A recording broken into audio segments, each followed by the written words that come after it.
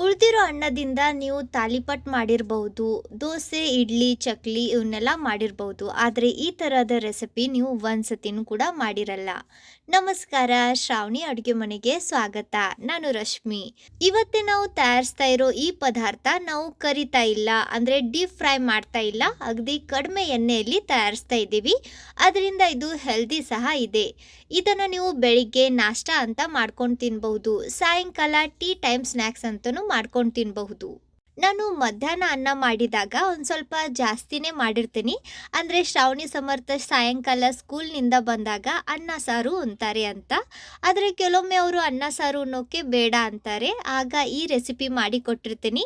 ತುಂಬ ರುಚಿ ಆಗತ್ತೆ, ಬಹಳ ಇಷ್ಟಪಟ್ಟು ತಿಂತಾರೆ.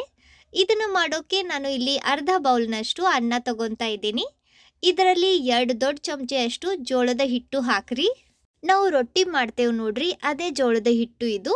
ಇದನ್ನು ಸಾನಸಿನೇ ತಗೋರಿ. ಅರ್ಧ ಚಮಚೆಯಷ್ಟು ಜೀರಿಗೆ ಹಾಕಿ ಇದನ್ನು ನೋಡ್ರಿ ಕೈನಿಂದ ಈ ರೀತಿ ಸ್ವಲ್ಪ ಕಿವುಚ್ತಾ ಕಲಿಸ್ಕೊಂಡು ತಗೋರಿ. ಅಂದರೆ ಅನ್ನದಗಳು ಮೆತ್ತಗೆ ಆಗಿ ಇದು ಹಿಟ್ಟಿನ ಥರ ಆಗಬೇಕು. ಆ ರೀತಿ ಇದನ್ನು ನಾವು ಕಲಿಸ್ಕೊಂಡು ತಗೋಬೇಕು. ಅಕಸ್ಮಾತ್ ನೀವು ತಗೊಂಡಿರೋ ಅನ್ನ ಮೆತ್ತಗೆ ಇಲ್ಲ, ಉದುರಾಗಿದೆ, ಬಿರುಸಾಗಿದೆ ಅಂದರೆ ಅದನ್ನು ಒಂದು ಸ್ವಲ್ಪ ನೀರು ಹಾಕಿ ಮುಚ್ಚಿ 1-2 ನಿಮಿಷ ಉಗಿ ಮೇಲೆ ಬೇಯಿಸ್ರಿ. ಅಂದರೆ ಅನ್ನ ಅಳ್ಕೊಂಡು ಮೆತ್ತಗೆ ಆಗತ್ತೆ. ನಂತರ ಈ ಪ್ರೊಸೀಜರ್ ಮಾಡಿರಿ. ಈ ರೀತಿ ಕೈನಿಂದ ಇದನ್ನು ಕಲಿಸೋಕ್ಕೆ ಕಷ್ಟ ಅನಿಸಿದರೆ ನೀವು ಇದನ್ನು ಸಿಂಪಲ್ ಆಗಿ ಒಂದು ಸ್ವಲ್ಪ ಗ್ರೈಂಡ್ ಮಾಡಿ ತಗೋಬಹುದು. ಆದರೆ ಲಾಸ್ಟ್ ಟೈಮ್ ನಾನು ಉಳಿದಿರೋ ಅನ್ನದ ರೆಸಿಪಿ ಮಾಡಿ ತೋರಿಸಿದಾಗ ಅದರಲ್ಲಿ ಅನ್ನ ಗ್ರೈಂಡ್ ಮಾಡಿದ್ದೆ. ಸೊ ನಿಮ್ಮಲ್ಲಿ ಕೆಲವರು ಕಮೆಂಟ್ ಹಾಕಿದ್ರಿ ಅನ್ನನ ಗ್ರೈಂಡ್ ಮಾಡಬಾರ್ದು, ಅದು ವಿಷ ಆಗತ್ತೆ ಅಂತ.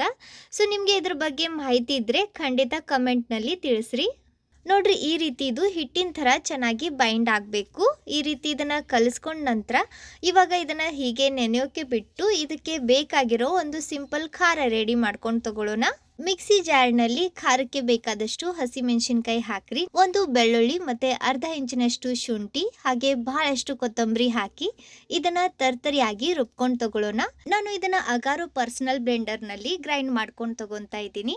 ನೋಡ್ರಿ, ಇದು ಈ ರೀತಿ ಒಂದು ಸ್ವಲ್ಪ ಉಟ್ಟಾಗಿರ್ಬೇಕು.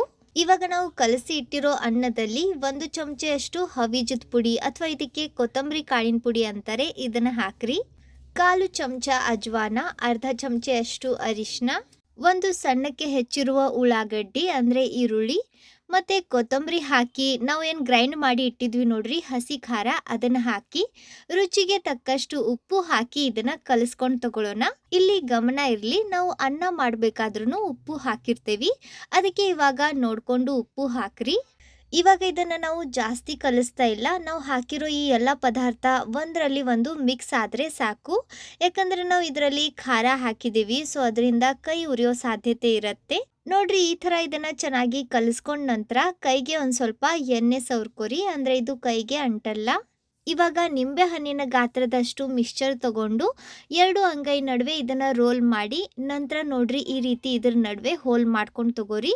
ನೀವಿಲ್ಲಿ ಲಟ್ಟನ್ಗೆ ಸಹ ಯೂಸ್ ಮಾಡಬಹುದು ಅಥವಾ ಸಿಂಪಲ್ ಆಗಿ ಬೆರಳಿನಿಂದ ಕೂಡ ಇದಕ್ಕೆ ಹೋಲ್ ಮಾಡ್ಕೊಂಡು ತಗೋಬಹುದು. ಆದರೆ ಬೆರಳಿನಿಂದ ಹೋಲ್ ಮಾಡಿದಾಗ ಇದು ಬಹಳ ದೊಡ್ಡದಾಗಲ್ಲ ಅಥವಾ ಅಗಲ ಆಗಲ್ಲ. ನೋಡ್ರಿ, ಈ ಥರ 2 ಸೈಡ್ ದೊಡ್ಡ ಹೋಲ್ ಆಗಬೇಕು, ಅಂದರೆ ಇದು ಒಳಗೆ ಚೆನ್ನಾಗಿ ಬೇಯುತ್ತೆ. ಇದೇ ರೀತಿ ಉಳಿದಿರೋ ಮಿಕ್ಸ್ಚರ್ನಿಂದ ಕೂಡ ಇವನ್ನ ರೆಡಿ ಮಾಡ್ಕೊಂಡು ತಗೊಳ್ಳೋಣ. ನೀವು ಇದಕ್ಕಿಂತ ಸಣ್ಣ ಸೈಜ್ ಮಾಡ್ಬೋದು ಅಥವಾ ದೊಡ್ಡ ಸೈಜ್ ಸಹ ಮಾಡ್ಬೋದು, ಆದರೆ ಬಹಳ ದೊಡ್ಡ ಸೈಜ್ ಮಾಡಬೇಡ್ರಿ, ಇಲ್ಲಾಂದರೆ ಇದು ಒಳಗಿನ ಸೈಡ್ ಬೇಯಲ್ಲ. ಈ ರೀತಿ ಇವನ್ನ ತಯಾರಿಸಿ ನಾವು ಬೇಕಂದರೆ ಇವನ್ನ ಡೀಪ್ ಫ್ರೈ ಸಹ ಮಾಡ್ಬೋದು. ಆದರೆ ಇಲ್ಲಿ ನಾನು ಇವನ್ನ ಡೀಪ್ ಫ್ರೈ ಮಾಡ್ತಾ ಇಲ್ಲ, ಹೆಲ್ದಿ ವೇಯಲ್ಲಿ ಶಾಲೋ ಫ್ರೈ ಮಾಡ್ಕೊಂಡು ತಗೊಳ್ಳೋಣ. ಅಥವಾ ಶಾಲೋ ಫ್ರೈ ಸಹ ಅಲ್ಲ, ಒಂದು ಸ್ವಲ್ಪ ಎಣ್ಣೆಯಲ್ಲಿ ಇವನ್ನ ಬೇಯಿಸಿ ತಗೊಳ್ಳೋಣ. ನೋಡ್ರಿ, ಇಲ್ಲಿ ನಾನು ಎಲ್ಲ ಈ ರೀತಿ ಇವನ್ನ ರೆಡಿ ಮಾಡಿ ಆಗಿದೆ. ಇವಾಗ ಗ್ಯಾಸ್ ಮೇಲೆ ನಾನು ಇಲ್ಲಿ ಪಡ್ಡಿನ ಹಂಚಿಡ್ತಾ ಇದ್ದೀನಿ.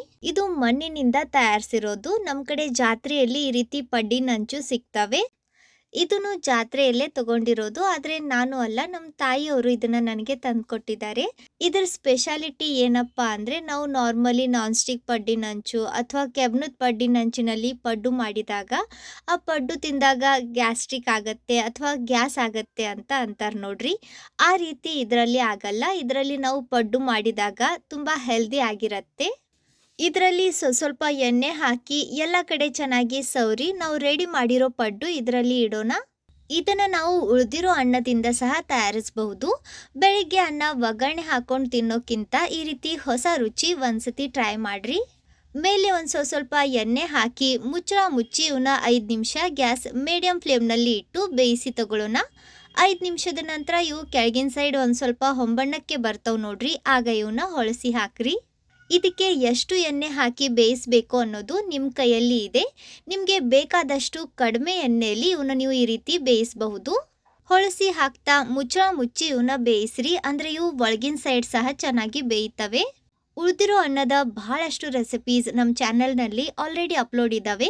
ನೀವಿನ್ನೂ ಆ ವಿಡಿಯೋಸ್ನ ನೋಡಿಲ್ಲ ಅಂದರೆ ಲಿಂಕ್ ಡಿಸ್ಕ್ರಿಪ್ಷನ್ನಲ್ಲಿ ಕೊಟ್ಟಿರ್ತೀನಿ, ಖಂಡಿತ ಒಂದ್ಸತಿ ಚೆಕ್ ಮಾಡಿರಿ. 2 ಸೈಡ್ ಹೊಂಬಣ್ಣ ಬಂದು ಇವು ಗರಿ ಗರಿ ಆಗೋವರೆಗೂ ಇವನ್ನ ನಾವು ಈ ರೀತಿ ಹೊಳಸಿ ಹಾಕ್ತಾನೆ ಬೇಯಿಸ್ತಾ ಇದ್ದೀವಿ.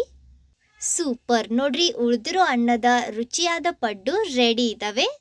ನೀವು ಸಹ ಖಂಡಿತ ಈ ರೀತಿ ಒಂದ್ಸತಿ ಉಳಿದಿರೋ ಅನ್ನದಿಂದ ಪಡ್ಡು ತಯಾರಿಸಿ ಮನೆಯಲ್ಲಿ ಎಲ್ಲರಿಗೂ ತಿನ್ನಿಸ್ರಿ.